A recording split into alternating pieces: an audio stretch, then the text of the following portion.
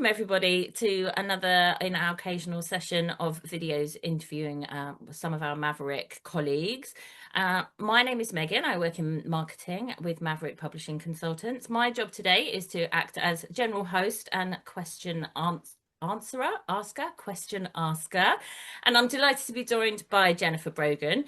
Jen, I'm going to let you introduce yourself because you're probably the best person to do it. Off you go. Thank you, Megan. Really appreciate it. Appreciate the opportunity. So my name is Jennifer, known as Jenn Brogan in the publishing industry. I don't want to say how many years of experience, but I have decades of experience in health science publishing and academic publishing. I previously worked at a large commercial publisher. I feel like I was on every rung of the professional ladder, starting out as an editorial assistant, first in journals production and then moving into books, and then assuming responsibility for some journals and just kind of moving my way up there.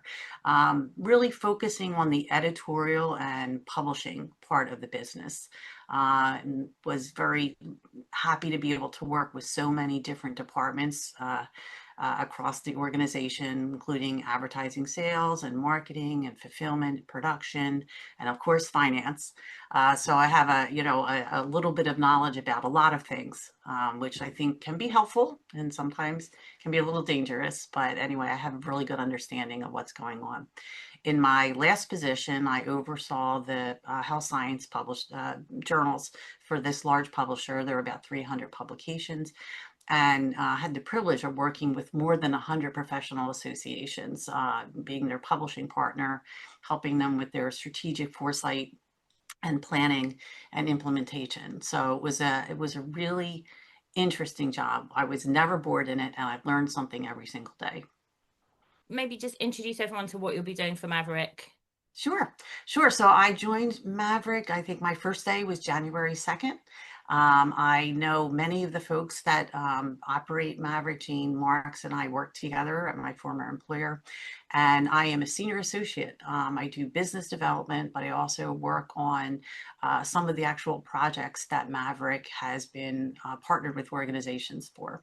So in some of those, I just talk to a lot of our clients, really take the pulse of what's going on, attend meetings, and try to be a voice in the industry to raise Maverick's profile, but also to be very curious about what's going on, because there is so much going on right now. Maverick's, what we want to do is partner with organizations to help them navigate, a very disruptive time period, and put some things into place that will help them do that, anticipate what's going on, take advantage of the disruptors, and also, mitigate some of the damage that might happen. There are all the usual problems and challenges in publishing, but they're just tenfold now, considering what's going on with different governments and also disruptive technologies like AI. Fantastic. Thank you for that introduction. And so I want it to be interesting to hear a bit then about, you've come from quite a large publisher, and now you'll be talking to a number of different societies. How have those kind of conversations changed?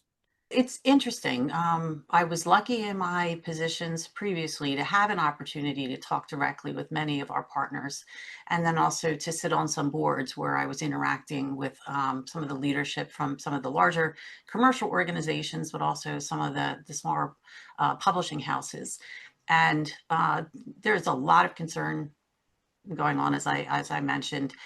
Really, they're just looking for people to kind of talk to in a way that is not, that is confidential and not competitive.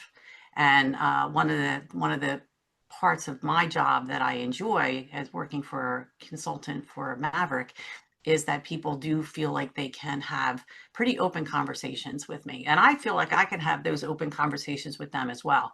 I don't know everything, obviously, and I think we're better when we're able to kind of really put some of our concerns out there and have honest conversations about what's going on. And I can share from my experience some of the things that I have learned or I have read, direct them to some very good sources of information. And I'm always interested in hearing what's happening with them, particularly our nonprofit professional organizations. They're under a lot of challenges right now, and listening in my role is really important, because I think, I'm not here to tell them what they should do. I'm here to listen to what concerns they have, and then hopefully help them decide what it is that they would like to focus on and assist them in that endeavor, and really make sure that they feel confident in their next 3-year strategic plan, where they are in 10 years, and so forth. Fantastic. And I guess you've alluded to the fact that things are quite difficult at the moment, particularly for societies in the US. I wonder if, especially because we have a global audience, if we could just very quickly outline some of those challenges, and then maybe we can get on to talking about some solutions. But what are the big challenges at the moment, do you think, for some of the societies? Definitely in the US, the status of federal funding that's provided for grants for research projects and things like that, and um, the disorganization of some of those decisions being made, and the unsureness of the researchers about whether they have approved grants or not, whether that funding is going to come through, whether what they are researching is going to be acceptable to pretty arbitrary guidelines. And also, if there's just going to be funding, regardless of what the value of the research is. We are seeing the research pipeline definitely contract as funding gets scarce, and very good research projects are withering a bit. And the output just isn't there because there's so much unsureness about funding. There are the usual problems in terms of how much budget institutions have to be able to get the tools that they need to do the research, to be able to get the content that they need to support it, and things like that. That's universal and has been in place for as long as I've been in this business, but it's even more unsure now because the typical places of funding are not reliable.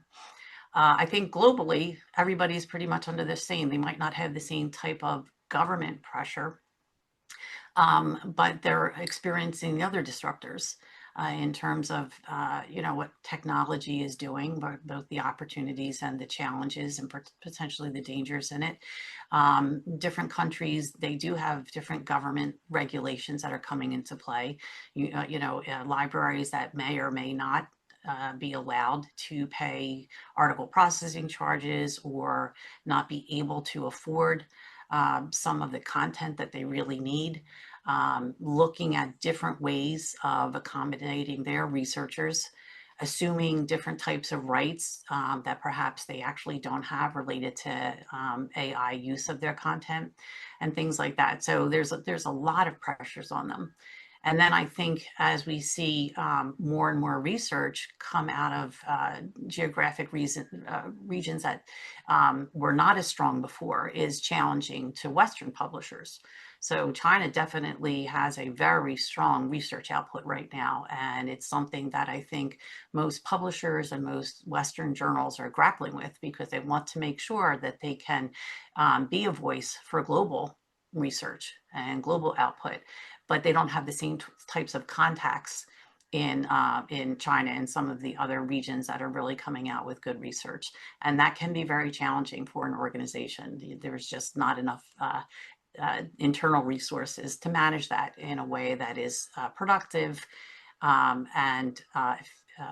efficient, and also credible. And now that you're kind of working with societies more as a consultant and less as a straight up kind of publishing partner, I wonder Mhm. if there are any sort of surprises or insights you can share about what you were maybe expecting to see about societies, and the reality of how they're organized and how they operate. And thinking of, some of the smaller ones, because we know there are some very, very large, extremely professional societies, but some really good um, incredibly important work comes out of smaller organizations as well. Well, yeah, no, exactly. It's been very interesting to be on the other side of the desk. Working for a large publisher before, you had conversations at a certain level. And I think because I had not worked in a professional organization, a nonprofit, there are always assumptions about what you think is going on. And then you have different types of conversations with them when you become a consultant, and your eyes are opened a bit, and I think their eyes also get opened a bit in terms of me being able to kind of reveal a little bit more about how commercial publishers actually operate, and learning more about how, smaller nonprofit associations operate. And I think there's always this assumption on each side that, oh, surely they know what they're doing, right? Or surely this is a plan. And what you find out is everybody is doing the best they can with the resources that they have. And it's great to be able to support that sort of open knowledge sharing and, assuming the best from your publishing partner, assuming the best from the folks that you're working with at the organization. So one of the fun things I think about being a consultant is I can kind of connect those two things. And I can say, well, when I was at in my former position, I would have assumed this. And to get, usually that's met with laughter when I say that, because of course that wasn't actually the plan. That wasn't actually what was going on. And and I could say the same thing coming from my end as well. I think that smaller organizations in particular are really feeling the pressure. They're all about their mission. So they want to do things that are smart for their members. They, are concerned with their own relativity and credibility. And there's a lot of competition between organizations, not that they don't all have great missions and a real commitment to them, but their membership pools, are very competitive, where 10, 20 years ago, practitioners would belong to several organizations. They belong to like the main organization, and then maybe a specialty organization, and perhaps a leadership organization. They might have 4 or 5 different memberships. And what the research is showing now is that, maybe they have 2, potentially 3. Sometimes they only have 1, and that might only be because it's required. And there's a lot of reasons for that. And that's what I think that's one of the things that keeps smaller organizations up at night, because the larger ones who have more resources to offer, say, a lot of continuing education, or more frequent publishing opportunities, or other benefits like that, the smaller organizations don't have the type of resources, and so they have to be really targeted and really in touch with what their members want. Be able to attract members and keep them on, and then also encourage members to be a active part of the organization, so they don't have volunteer fatigue, which we frequently see in smaller organizations in particular. There's always your typical group, and if your pool is kind of small to begin with, it can be very wearing, and that can get in the way of the organization really being able to move their plans forward. So I said earlier that we would move on to talk about solutions, because of course we can all identify problems, but that becomes a little bit depressing if that's all we can manage to do. Yeah. What do you think are some of the things that smaller societies can be thinking about, even if they're not ready to act on it yet? What kind of conversations can they be having internally just to manage some of these risks and head off some of these challenges? Yeah, I think some soul searching is probably what every organization needs to do. There is the traditional way that things have always been done. And I think you need some folks that are really willing to be skeptical about how they are organized or how they approach things in the past.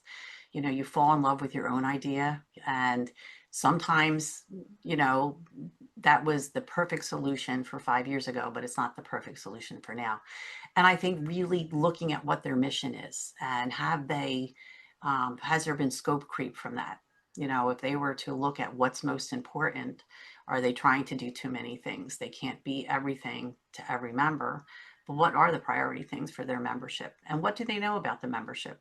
I was involved in a market research project at my former employer, and we did two different surveys. We did surveys out to members across a number of healthcare organizations, and we did another interview with the leadership of those organizations, and it was all around member benefits and the disconnect between what the leadership thought they were doing very well and what they thought the members wanted, what they would have considered their number one benefit, was very different from what the members were saying.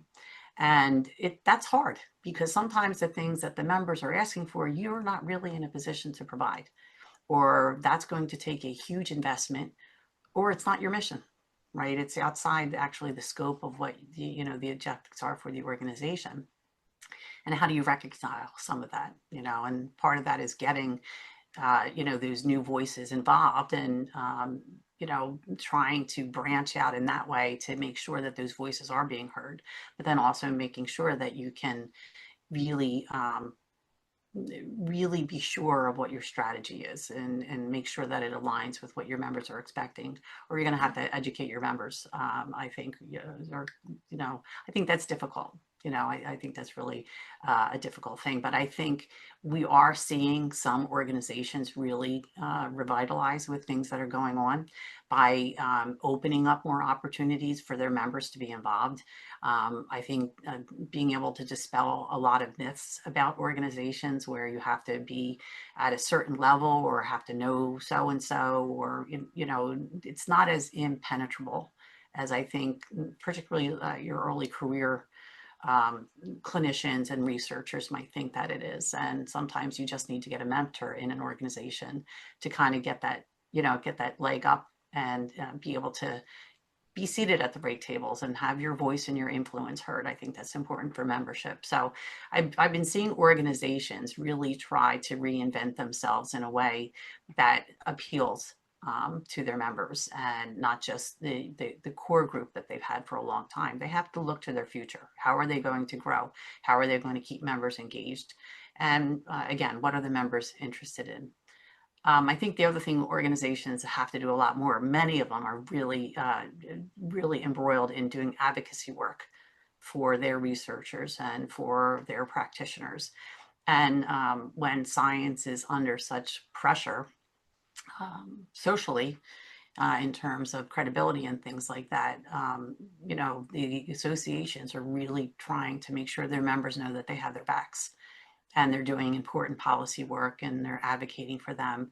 I think that's another place where smaller organizations can use some help, because again, it's a resource thing, and being involved in policy level, and being somebody that has influence, in the government. So, for example, on the Hill here in the U.S., that can be very difficult, and finding partners to do that with, I think, is important, and kind of, understanding, where your power is with that. So I think that's something that smaller organizations are looking at.